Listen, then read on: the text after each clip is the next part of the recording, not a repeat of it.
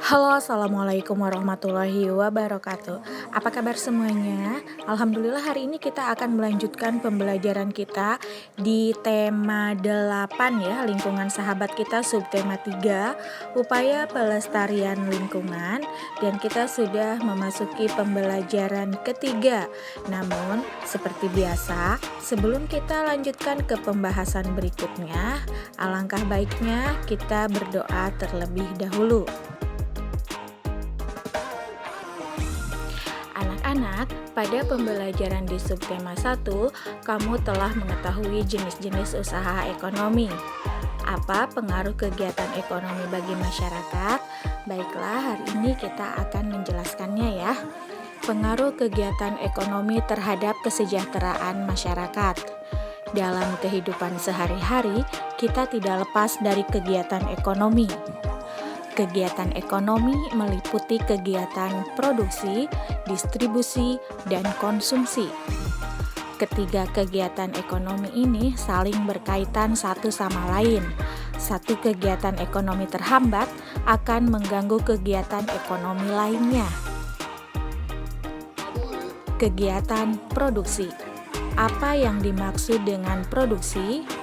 Amatilah kegiatan ekonomi seorang petani.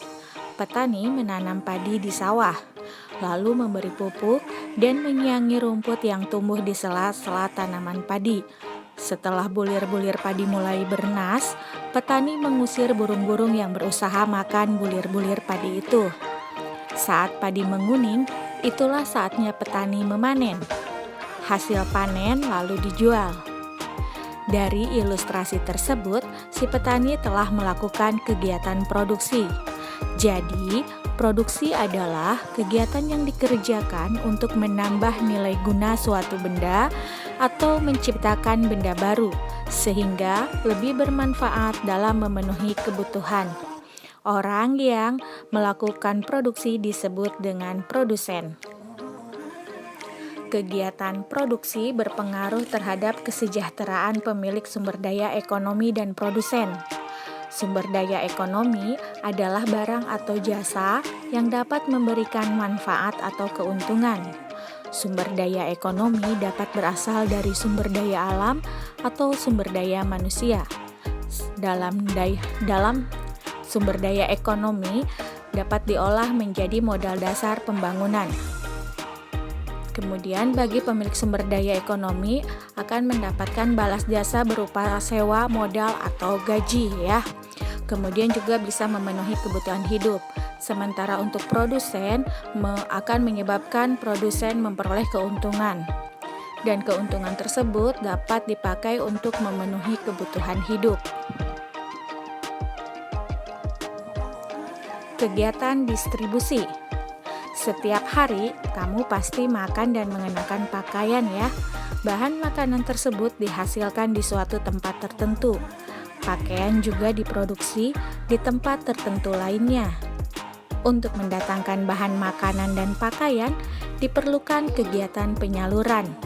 Nah, kegiatan inilah yang disebut dengan distribusi.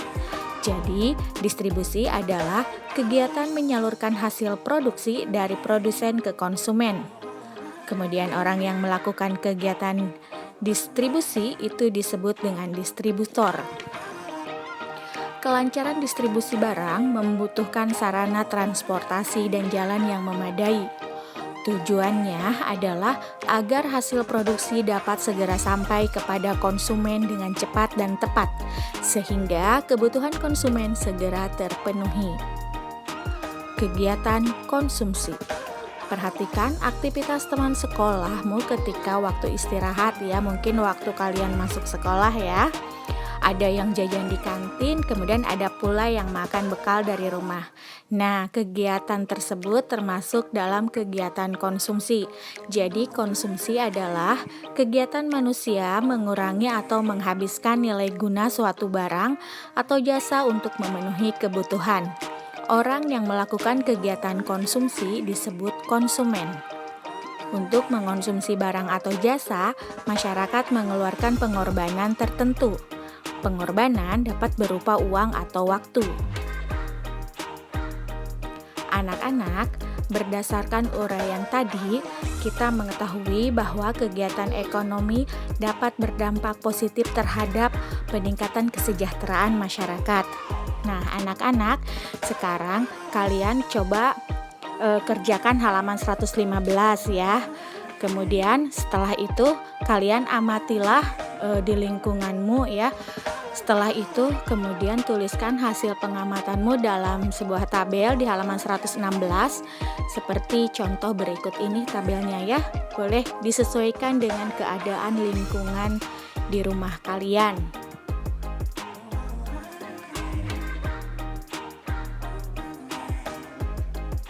Anak-anak, keragaman sosial akan mengakibatkan berbagai jenis usaha itu menimbulkan keuntungan ya, yaitu diantaranya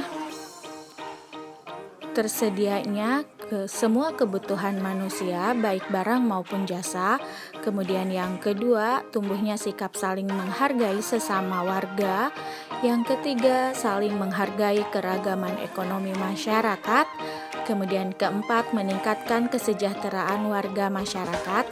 Dan yang kelima, terbukanya berbagai lapangan pekerjaan. Nah, anak-anak, demikian tadi pembahasan kita kali ini di tema 8, subtema 3, pembelajaran ketiga. Supaya lebih jelasnya lagi, Ibu ulangi lagi tugasnya, yaitu ada di halaman 115, membuat peta pikiran mengenai bacaan tadi, dan juga melengkapi tabel yang ada di halaman 116. Baik, terima kasih.